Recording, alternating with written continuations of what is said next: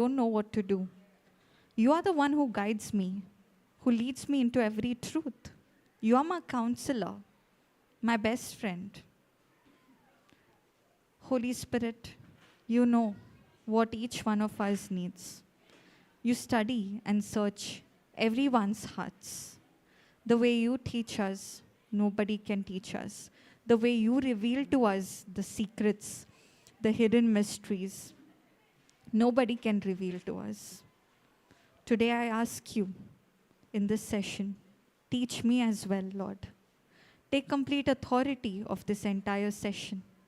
Take complete authority of my mind and my vocal cords. You think through my mind, you speak through my mouth. Let every word that is spoken over here be completely of yours and nothing of mine. And I bind every spirit of distraction, disturbance, and unbelief that has come to steal, kill, and destroy. In the name of Jesus, I command you, leave this place right now. Thank you, Holy Spirit, for I know and I know that you're going to confirm every word spoken over here with accompanying signs, wonders, and testimonies. We make this prayer in Jesus' name. Amen. Praise God. Thank you, Jesus. Okay, so let's go to John chapter 4, verse 13 to 14.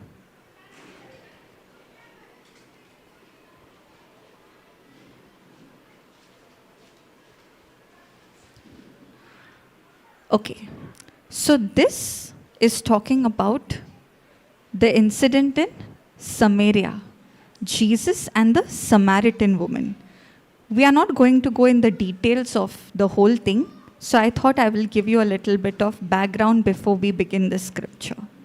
Now, Jesus was going from place to place. So from Galilee, he was going to a village, Samaria. And there, it was noontime. And he stopped at the well and he sent his disciples to get some food. Okay? And that time, a Samaritan woman comes. And when she comes, Jesus asks her to give a drink. And that time, there was, they had a hierarchy. They had a caste system where, the Jews and the Samaritans, they were not mingling with each other. Samaritans were considered low and Jews were considered the chosen people, right? So that a lot of restrictions were there. So Jesus starts the conversation, and now let's focus on this. So Jesus answered and said unto her, that is, Jesus answered the Samaritan woman and said unto her, whosoever drinketh of this water shall thirst again. Now where were they? They were around a well. And you know that Jesus would speak in parables. What are parables? They are day-to-day living life examples, practical examples to help us to understand spiritual truths. So there's a well there, okay? There's a well. This woman has come to draw water in the afternoon, okay? And all of us here feel thirsty. Yes? I know that at some point while preaching, I'll also feel thirsty. And that's why I've kept a bottle there. Why? Because when I'm thirsty, I want to drink water. So physical thirst is nourished by physical water. But here, what Jesus is speaking is something spiritual. Okay? So let's learn about that. Are you all interested? Praise God. Thank you, Jesus. So Jesus is saying, okay, he's pointing out to the well, because well is a source of water. You all studied, right, in school, different sources of water, rivers, lakes, wells, ponds, correct? So Jesus is pointing out of that well, which is having water, and saying, whosoever drinketh of this water shall thirst again. That is physical thirst. But something deep that the Holy Spirit revealed to me. Okay? This woman would come every day to draw water from the well, Because she had to fulfill her physical thirst. In the same way, how many of us here are spiritually thirsty? Our spirit is dry, and we try to seek water from different sources. And many a times that source is not the right source, but it is the wrong source, correct? So when it is the wrong source, what happens? Yes? We get into a different addiction. That's exactly what was my life 22 years back. In my spirit, I'm thirsty. I'm thirsting for water. I'm spiritually thirsty. But I don't know where to find that water. I went to the wrong sources. I thought the things of this world is giving me happiness. People are giving me happiness. But I realize that happiness is temporary. After some point, again I feel that emptiness. Again I feel thirsty. Again I feel thirsty. So the water that Jesus is, he is speaking about is that thirst. When God designed man, he designed man in such a way that man was made for love. And that relationship, that fellowship, only we can have in God, no one else. Praise God. That's what will happen. If you start seeking water from the wrong source, suppose if the well is contaminated, it has dirty water, and it's not properly cleaned, and you drink that water, you will fall sick, correct? The same thing that happens when our spirit is drinking dirty water from the filth of this world, the corruption of this world, which looks so attractive, but it is full of corruption, it's full of contamination. And when we take water from that source, what happens? Yes, we also get. Maybe when we drink water from the dirty source, for a time our thirst is fulfilled, correct? We don't feel thirsty. But afterwards, after few hours, maybe 1 day, 2 days, then all the symptoms will start.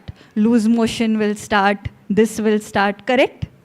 I have studied in medical sciences, so much of bacteria in contaminated water, correct?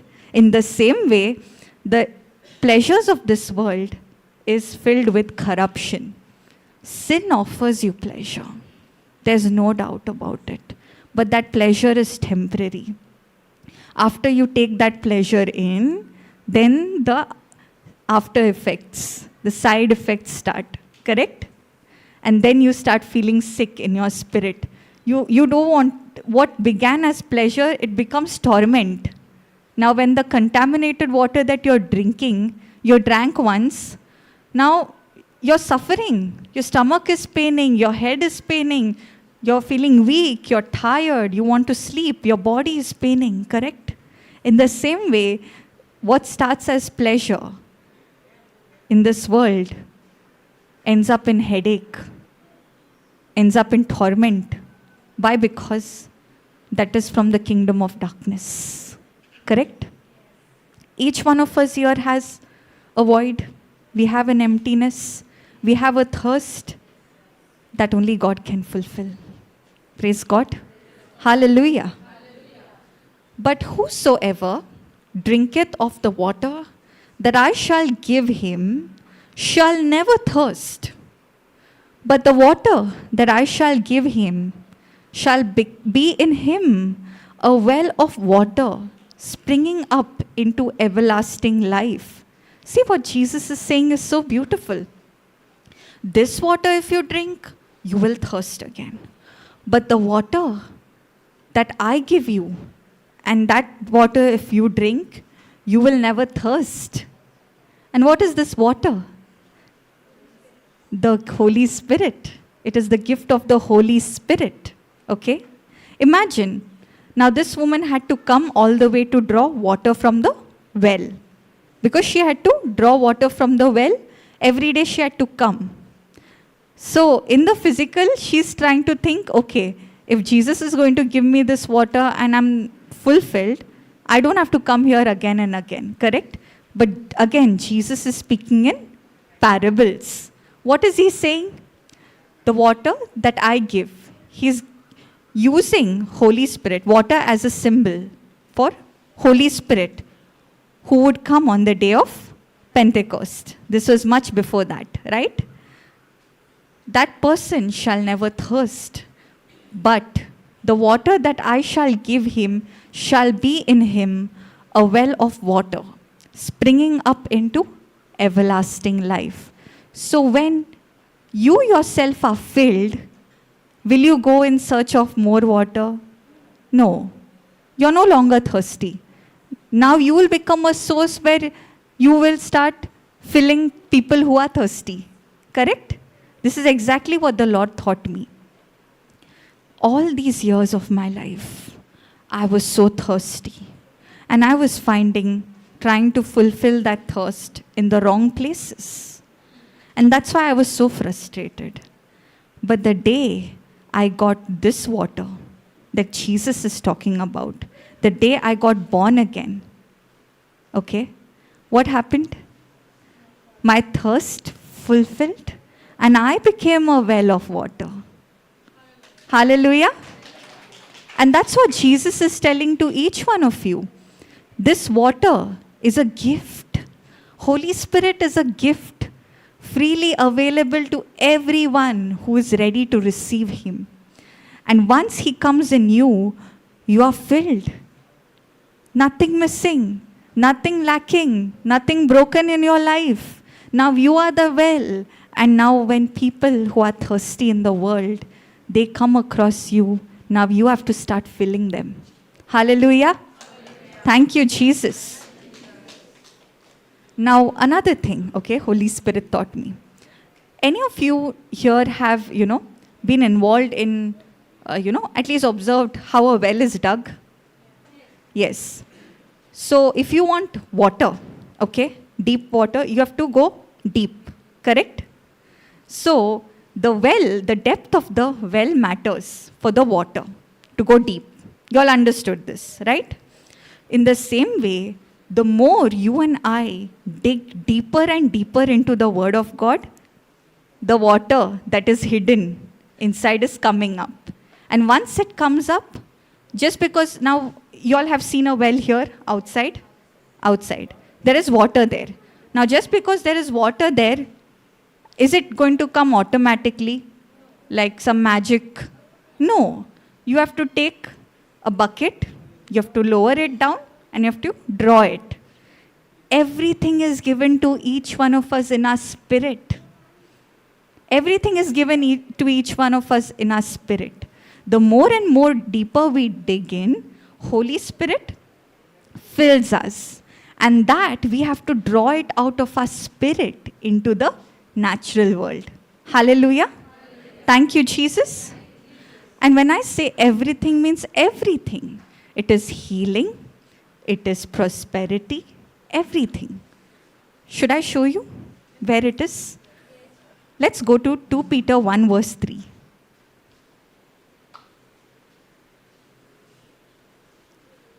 Okay.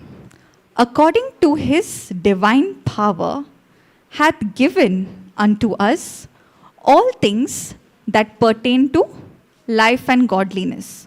So what the scripture is saying, all things or some things? All things. Okay, can we have this in NIV translation? NIV. Yeah. Yeah. His divine power will give us everything we need. Has already given us everything we need for a godly life through our knowledge of him who called us by his own glory and goodness. So how will I get whatever is in my spirit? Everything, healing, prosperity, success, wisdom, any spiritual gift, every physical as well as spiritual gift is in my spirit. But how will I know? Through our knowledge of him who called us by his own glory and goodness. Can we read more? Through this, He has given us His very great and precious promises, so that through them you may participate in the divine nature, having escaped the corruption in the world caused by evil desires. So, what is Jesus trying to tell that Samaritan woman? That when he's talking about the example of the well, the physical water, he's not just speaking about that water, he's talking about the corruption in the world. Before coming here, did you try to seek happiness? Have you all found any of these things? Seeking happiness, all these posts, seeking fulfillment, right? Can any of those things give you anything of this world, the philosophy of this world, which claim to say that, okay, you have to find happiness within, happiness is within. It's a lie. Happiness is in Jesus alone, correct? If you look inside yourself, you will get irritated because there are so many flaws. After all, we all are work in progress, right?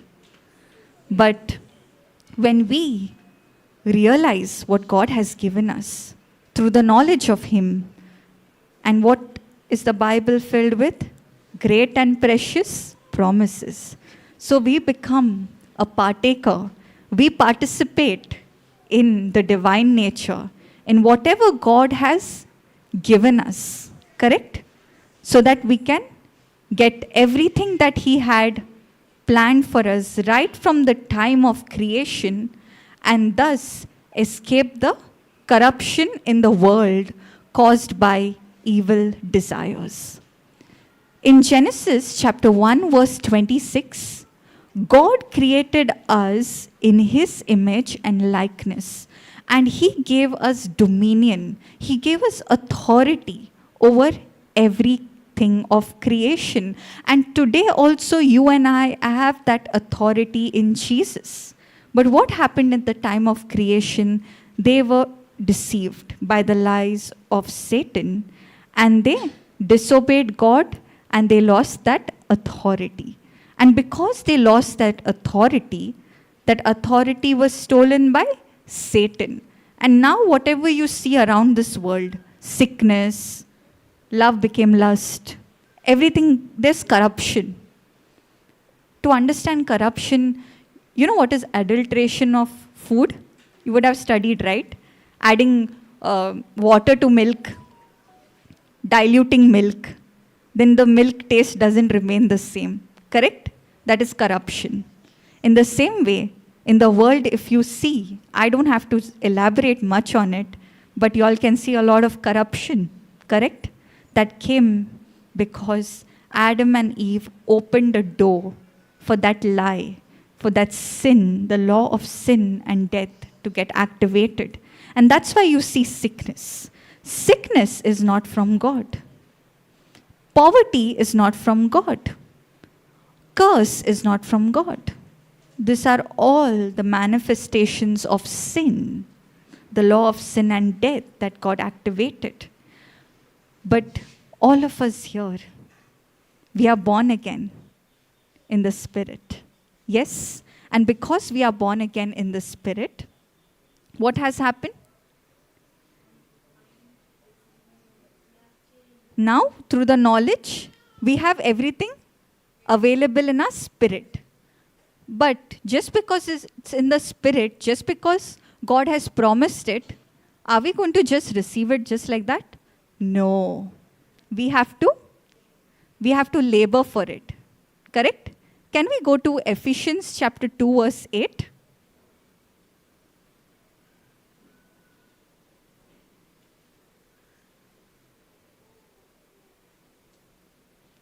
For it is by grace you have been saved through faith. You are saved by grace or by faith? Both, exactly. So God has given everything we need in our spirit. That is grace. But just because you have grace, does it mean you will get everything? No. You need faith. You all go, no, to the ATM to withdraw cash. Does the ATM just give you? Just because X amount is deposited in your account, and you just go and stand there and say, ATM, I want X amount. It comes? No. What do you have to do? Take the ATM card, put it inside, swipe it, put the password, and take it. So whatever is in your account, that is grace. But when you're doing that action of taking the ATM card from your pocket and putting it there and swiping it and putting the pin, that is faith. Grace and faith, both are required. There has to be a balance. Okay? Praise God. So that's what we are learning today. Faith and grace both go hand in hand. Whatever God has given me is in my spirit. But the reason why I am not able to see that manifesting in my life is, it's because I have not tapped into faith. I am still believing. My thinking is wrong. Okay, my thinking is, God will heal me. God will do this for me. God will do that for me. But does the scripture say, can we go back to 2 Peter 1 verse 3?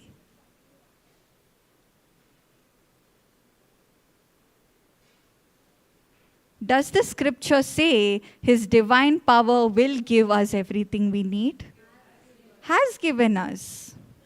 When he gave it, the day Jesus died on the cross. So, is my faith based on God will heal me? Or is my faith based on God has already healed me? As long as my believing. Now what is believing? My action corresponds to the message. Right? As long as my thinking is, God, you will heal me. One day. Someday. As long as your focus is fixed on that, you will never see the manifestation. But if you understand the truth that the Holy Spirit is telling y'all, that his divine power has given us everything we need. It's already given in the Spirit. Now I have to take authority. I have to tap into faith and draw it out. And unless I spend time in the Word, I spend time in getting the knowledge from the Word of God, I will not know how to draw the water. Any of y'all drew water from the well? Yes, right? Was it easy the first time? No. You had to have some knowledge, right? By experience and practicing it. Same thing, correct?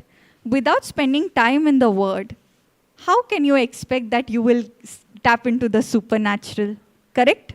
So you need to spend time in the Word. More and more you spend time, you renew your mind. That's when the Holy Spirit will teach you how to draw that from your spirit. Praise God. First, it began for me when I came into the Word. I was spending time in the Word, okay? Preaching was the last thing on my mind. All I wanted to do was have a relationship with Jesus. As I started spending more time in the Word, I started, learning to draw. Holy Spirit started teaching me how to draw whatever is in my spirit, in my personal life first. And as I started seeing it, that gave me more confidence. Now I started going and I started finding few people whom I could minister. And I found there were so many people who were thirsty, spiritually thirsty like me. Now I had become a well. So when you are a well, you will give. So I started drawing out whatever is in my spirit and I started sharing, giving it to them, giving them the taste of it. But what is better? You becoming a well or you keep on drinking from other people's well? You becoming a well, right? Practically, if there's water in this compound, the well, but if people from other places come, one day you will give, 2 days you will give. But over a period of time, you'll get irritated, no? Correct? Correct? So it's better that that person has a well, correct? But how is it, no? First time we come to the retreat, we want others to pray for us. Okay, others pray for us, give us the teaching. But now again, second time, again they want to come and pray for us. Sister, can you pray for me? Brother, can you pray for me? So what are they doing? They are not become a well. They are going and drawing from other people's well. See, don't get me wrong. I'm not pointing out fingers at anyone. What I'm trying to say is, what is better is you become a well. You don't have to become a preacher chaser, depending on others. What I understood, as I started going deeper and deeper in the word, Holy Spirit told me, you no need to depend on any other person. In the beginning, when I did not know the word, yes, I would spend time in the teachings, I would renew my mind. So I still listened to the teachings. But I never went on asking anybody, can you please pray for me? Can you please do this? I had a lot of questions in my mind. But I said, Holy Spirit is my teacher. And even today, He is my teacher. And whatever I'm sharing with y'all is the revelations He has directly given to me. And when can you get that? When you spend time alone with Him. Because I used to have this thing. When I got touched, I never attended a live retreat. Sitting at home on the sofa of my house, I got touched. Praise God. Thank you, Jesus. And I used to say, if this man of God, this woman of God is able to perform these things, then why can't I perform? Is it that God loves that person more? God loves me less? No. God loves everyone the same. Then why is it that only few people are able to walk in that anointing? Why is it that few people are able to walk victoriously, taking authority over different things, and many are still struggling? Right? Today the Lord is teaching all of us, including me, how in different areas of our life we can draw water. Praise God. Hallelujah. Thank you, Jesus. And that's why Jesus is saying that when the Holy Spirit comes upon you, this gift, this water that I give you, you will never thirst again. In fact, you will become a spring. Can we go back to that? John chapter 4, verse 14. And I want you to put it in AMPC.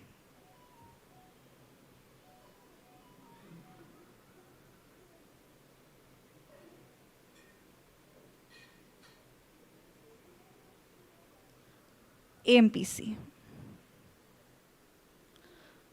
But whoever takes a drink of the water that I shall give him shall never, no, never be thirsty anymore. But the water that I will give him shall become a spring of water, welling up, flowing, bubbling continually within him unto for eternal life. Hallelujah. Thank you, Jesus. So when you become a well, you experience joy. You experience peace. Wherever you go, people are like, how are you so happy? How are you so joyful? Aren't you getting irritated? Correct? Because now you have the Holy Spirit who is giving you all the revelations and you're bubbling with those revelations. And now you want to only give. You don't want to remain, keep it to yourself. So first it started with me ministering to myself. And as I started ministering to myself, in my life, testimonies started collecting one by one. And that testimony I would share. And in that also I would see Holy Spirit piercing those people's hearts. Praise God. Hallelujah. Thank you, Jesus. So are you going to be in that bondage of taking water from other people's well? Or are you going to become a well yourself so that you start distributing water from your well to others? Yes? Praise God. Thank you, Jesus. Hallelujah. Okay. Can we go to Acts chapter 3? Okay. Now Peter and John were going up to the temple at the hour of prayer, the ninth hour, that is 3 o'clock in the afternoon. When a certain man, crippled from his birth, was being carried along, who was laid each day at that gate of the temple, which is called Beautiful, so that he might beg for charitable gifts from those who entered the temple. Okay? Now we looked briefly about Jesus' interaction with the Samaritan woman. Okay? Now, fast forward to the time after Pentecost. Peter and John, they are going around 3 o'clock in the afternoon. And they are walking past this temple gate called Beautiful. And there is a crippled man, okay? And because he could not walk, people would keep him there. And what he would do? He was begging for gifts to survive for his living because he could not walk. Now let's go further. So when he saw Peter and John about to go into the temple, he asked them to give him a gift, okay? And Peter directed his gaze intently at him, and so did John, and said, "Look at us." Okay? Now he's expecting, okay? He's expecting what? It's not wrong to expect, but are our expectations right most of the times? Our expectations should be in alignment with the Word of God. Only that time we will be able to tap into the supernatural. His expectation was, these people are come to the temple to pray, they will give me some gift, some money. That was his everyday expectation. And that's why for years he was in that state. He was crippled and people were taking him and keeping him there. That had become his lifestyle. Okay? Now Peter, okay, directed his gaze intently at him. You know what is intently? It's like looking into a person's eyes. Not just Peter, John also. And I was like thinking, okay, I was just imagining this in my head. Okay, he's sitting over here and Peter and John are going to go inside the temple and he tells this statement. He begs, okay? And they both go and they gaze into his eyes. He would have been scared also, no? Like, what are these people doing? Did I ask something wrong? Yeah? Praise God. And they look at him intently and said, "Look at us." So what he's saying, they want him to pay attention to what they have. That's why they are saying, "Look at us." It's just like this. In the class, when a student is disturbing and making noise, the teacher gives one look, and then the child understands. Same way. Okay? It was not to create fear in him, but it was to draw his attention to what he was going to say. That's why they said, "Look at us." And the man paid attention to them. So it worked. When he did that, looked into his eyes and said, "Look at us," it worked. Because he paid attention to them, expecting that he was going to get something for them. Now his expectation has still not changed. He's like, okay, something at least I'll get. So he had an expectation. Okay? But Peter said, "Silver and gold, money, I do not have. But what I do have, that I give to you. In the name of Jesus Christ of Nazareth, walk." So now he's expecting. But his expectation is wrong. Means his expectation is money. Okay? And Peter had to open his mouth and speak words to change his focus, his imagination, and said, "Silver and gold I do not have, but what I do have, I give to you. In the name of Jesus Christ of Nazareth, walk." So Peter was tapping into the authority. Peter had become a well of living waters, right? The Holy Spirit had lived inside of him. All of us also. are a well of living waters. The Holy Spirit lives inside of us. So we have to walk in authority. Yes? What is authority? Okay, you can write this down. Authority is the right to command.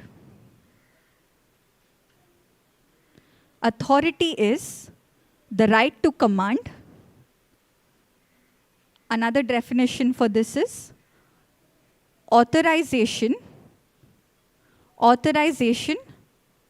to use God's power. Authorization to use God's power.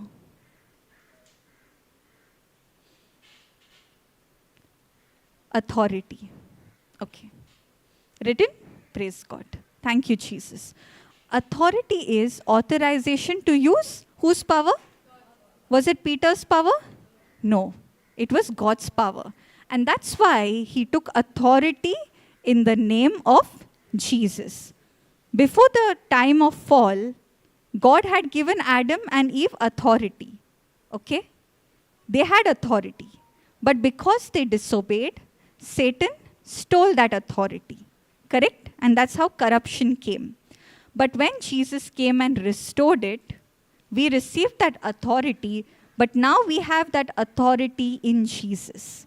That's why when you take authority, it is important that your authority is complete in the name of Jesus. If you're going to just say, you spirit come out, your prayer is incomplete. You spirit come out in the name of Jesus. That is what is authority in Jesus. Praise God. Hallelujah. Now he takes authority and he says, now imagine he's here, okay? In the name of Jesus, walk. Now did the man start walking? No. Did Peter stop there? Lord, I took authority in your name and it didn't work. But what happens to us when we don't see any immediate result? Does it speak to us? Does that unbelief speak to us? Yes, right? But Peter did not stop there. Now let's see what he has. Then he took hold of the man's right hand with a firm grip and raised him up. Okay? Now Peter didn't stop there. First he spoke words, okay? But the man didn't walk. But he didn't give up. Now he comes near the man, he takes hold of his right hand with a firm grip, gives him support, and he lifts him up. And at once, his feet and ankle bones became strong and steady. Yesterday, brother was teaching us, no? Faith without works is dead. You may hear, but if there is no corresponding action, it is dead. Correct? Faith requires, he mentioned one word. What is that word? If you all paid attention. That action. But what is that action? James 2:26. Can we go there? It is obedience he was talking about.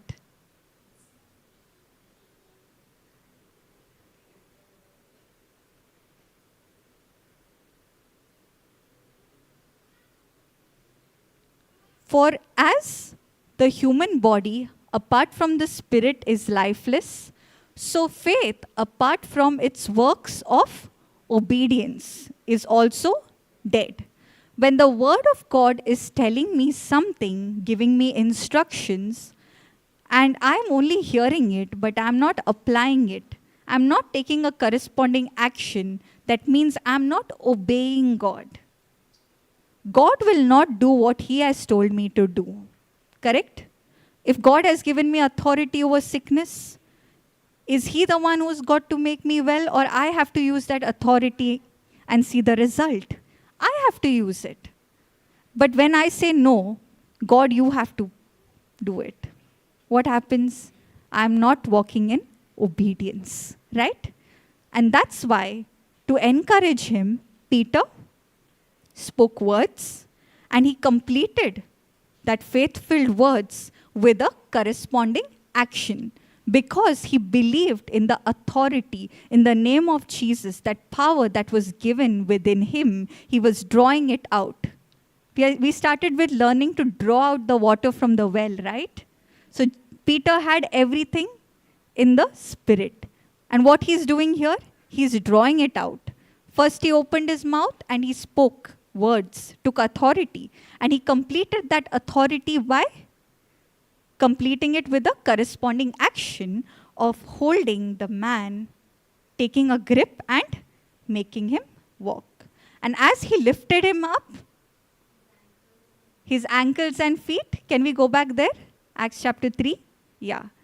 They became strengthened and he began to walk. Praise God. Thank you, Jesus. Okay, then what happened? And leaping forth, he stood and began to walk. And he went into the temple with them, walking and leaping and praising God.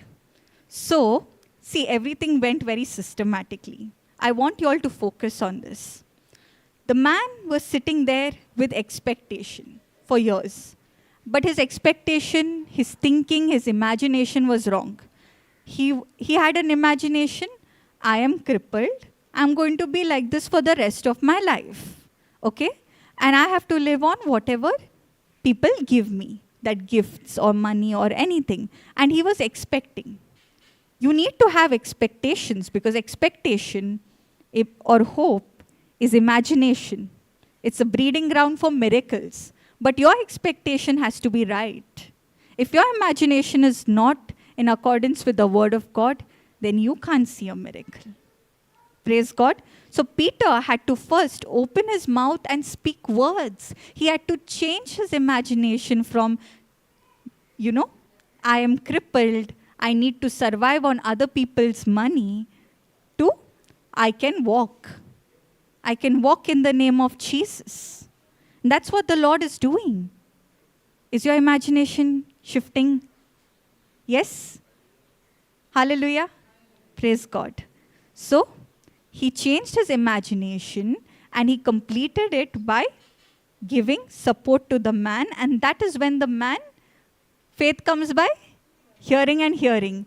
The man who was hearing all those words, he took a step to correspond to what Peter was doing. And that's why he stood up. And that's when the supernatural happened.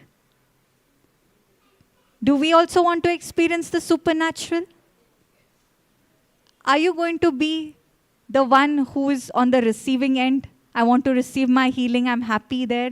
Or are you expecting that one day you'll stand and you'll lay hands on the sick and the sick will recover? Hallelujah. Thank you, Jesus. This is what the Lord is teaching each one of us. Praise God. Hallelujah. Thank you, Jesus. So clear that everything is given to us. There's nothing more God has to do. Everything is there in the Spirit, and it is in the well. We are the well of living waters, and we have to learn to draw everything that is in our spirit into the physical realm. Yes? Any questions? Anybody? Anything? Thank you, Jesus. All right. How many of you all here, require some healing? Can you all raise your hands? Yeah. Come here.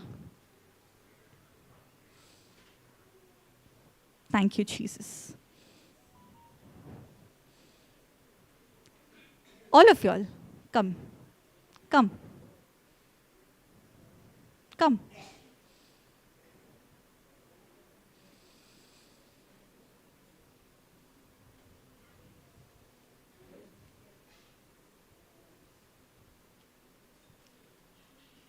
And even if somebody is sitting also, no problem, you all can remain seated. You can come, sister.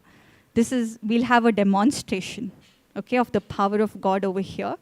And those of you who are sitting, you all can hear it. Being at your place as well, faith comes by hearing and hearing. Come. Yeah. Okay. Okay, so brother, can you tell me what exactly you need? I have migraine problem. I'm having uric acid.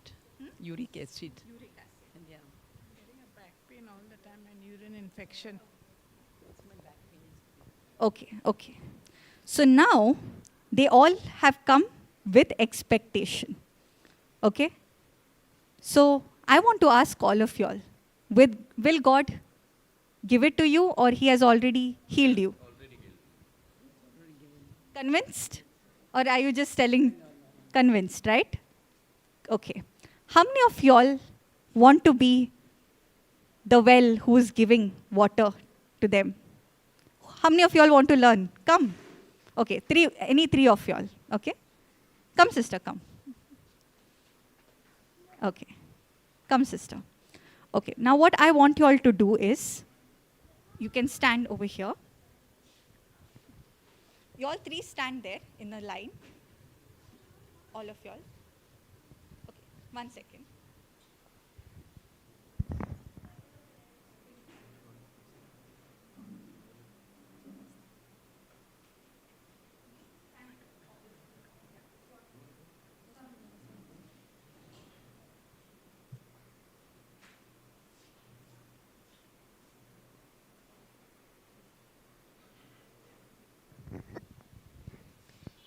Can we have John chapter 14, verse 12?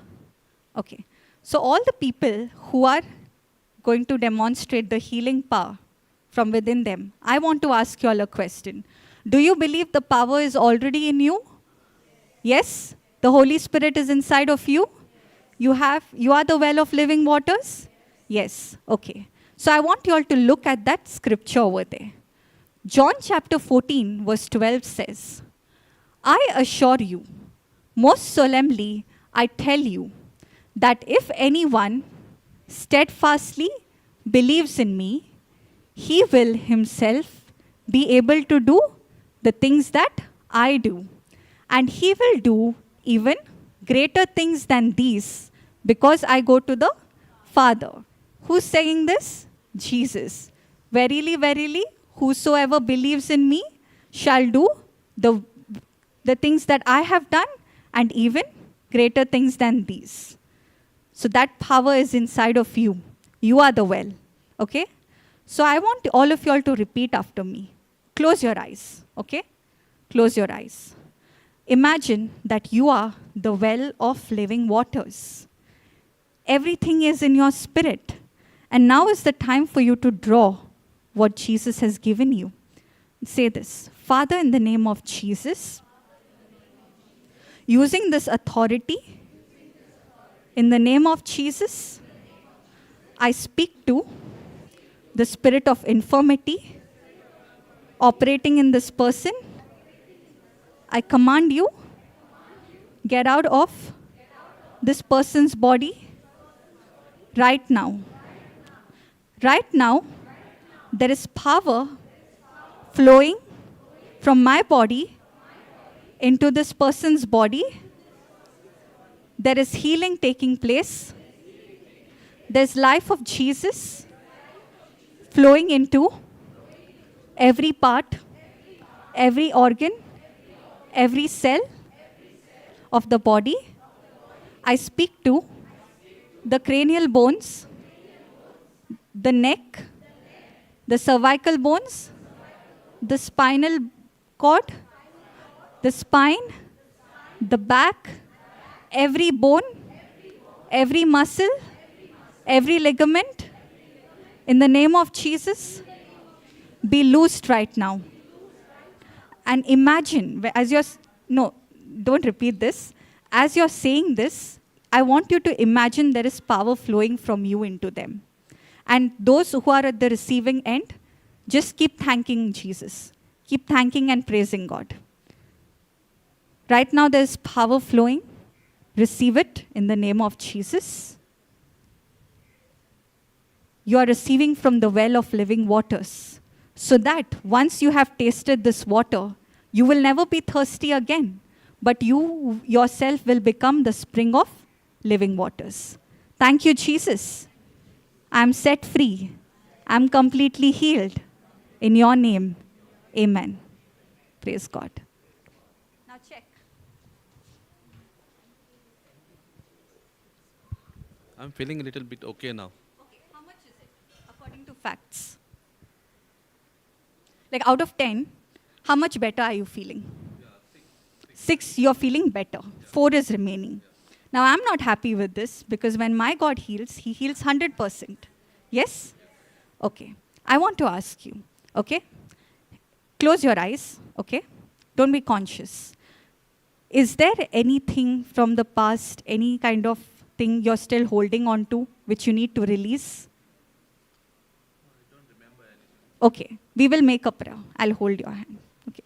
Father, in the name of Jesus, as your word says in Mark chapter 11, verse 24, whatsoever you desire, when you believe, you shall receive it.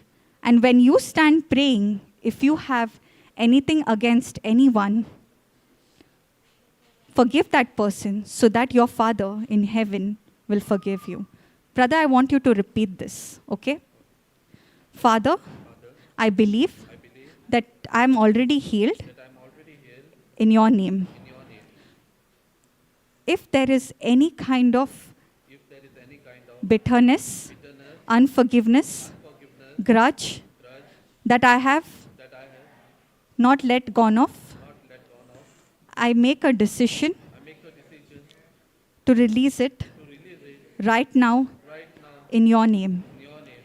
Lord, I repent for my past mistakes and every spirit of guilt, every spirit of condemnation. I command you, get out of my body right now. Thank you, Jesus. I'm experiencing your freedom right now. I'm healed right now. I'm set free right now. Every spirit of rejection, I command you, get out of my body right now. Amen. Now check. Thank you, Jesus. Hallelujah. What about you, sister? Yeah. I'm still getting the pain. How much is it better? Any improvement? Out of 10? Yeah, 5. Like. 5. 5 is still remaining. Okay. Okay. So did you pay attention to what brother was saying? Were you confessing that? Any kind of guilt or anything is holding you back? Nothing. Okay. Okay. Let's pray. Now sister will pray. Hold, okay? Father, in the name of Jesus, I command any spirit, any deceiving spirit, any spirit of unbelief that is blocking my healing, in the name of Jesus, I command you, get out of my body right now. Thank you, Jesus. You said, whoever believes in me shall receive the water that I give and shall never thirst again. Lord, I'm right now receiving. I'm drawing out from the well. I have received healing in every part of my body. Thank you, Jesus. My spine, my back is loosed right now and is functioning perfectly the way you designed it to be. Amen. Thank you, Jesus. Now, much better? Much better. Praise God. Thank you, Jesus. What about you, sister? Pain is still there. Okay. So, what does faith say? Believing in the seen or believing in the unseen? So, Jesus has healed you or he will heal you? He has already healed you. But it is in the spirit. Correct? But senses are saying, can you come here, sister? Senses are saying, pain is still there. So what are you going to believe? Your senses or you're going to believe what the written word says? What the written word says. Because Jesus told to St. Thomas when he doubted, "Blessed are they who do not see, yet they believe." The healing process has already started. But right now, the devil is showing you unbelief to consider your symptoms. So when you receive a gift, okay, suppose I give you a gift, you tell me thank you, correct? Now God has already given you healing. So are you going to thank him after you see improvement, or are you going to start thanking him now? So just say, "Thank you, Jesus." Thank you, Jesus. Thank you, Jesus. Thank you, Jesus. Praise you, Jesus. Praise you, Jesus. Thank you, Jesus. Thank you, Jesus. I'm healed. Your power Your power is is flowing me right now. in me right now. Every part, Every part, the bones, the bones, back, the back, the spine, the spine, my urinary tract, my urinary my tract, bladder, my bladder, kidney, my kidney, everything everything completely restored. is completely In restored. the name of Jesus. In the name of Every Jesus, spirit of unbelief, every spirit of unbelief, I command you, I command you, get out of my body get out of my body right now. right now. Thank you, Jesus, Thank you, for Jesus, this healing. for this healing. Amen. Amen. Praise God. Thank you, Jesus. So now I want you all to keep thanking and praising God, because it is already done. Satan, what does Satan do? He brings doubt so that he doesn't want you to believe in the healing. Sometimes the healing doesn't take place instantly, because the word of God is in the form of a seed, right? You plant a seed today, do you get the harvest tomorrow? No. There is a labor. You plant the seed, you water it every day. You renew your mind with the word.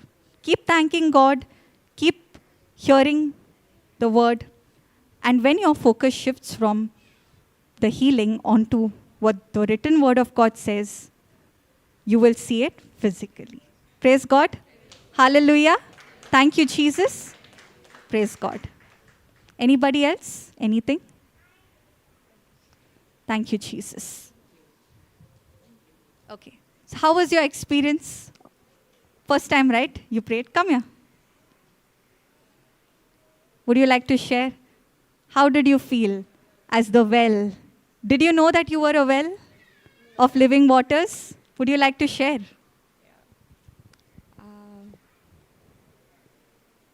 The I completely was able to shut off and surrender. And I've been hearing that you have to submit, die to your flesh, die to your flesh. And like, what does that mean? But today I was like, Jesus, it's not me. It's you who are in me, who is performing, who is touching this lady. And you have healed her already. And that's when the imagination of looking at her, not looking at her as she is, but I visualized her running around in this place and going up and down the stairs, walking properly. And I'm like, wow, is that possible? If it was me, I would just look at the facts. But because I could submit, I know his power, I believe in Jesus, and I believe in Jesus' power, I could feel the power flowing through me. Praise God. So, here we learn two things: how we are a well of living waters, and we can give that water to others, and at the same time, others also who receive that water should not be happy with that little water. They should also become a spring of living waters. Hallelujah. You'd like to make the Thanksgiving prayer? Heavenly Father, we thank and praise you for this day today. Thank you, Jesus, for your breath that flows in our lungs, your life that we are living. Thank you, Jesus, for living within us, for restoring our relationship with the Father. Thank you, Jesus, that through your blood, through your stripes, through your wounds, we are healed, restored, prosperous. Thank you, Jesus, for you died so that we might have abundant life. We make this prayer in the name of Jesus. Amen.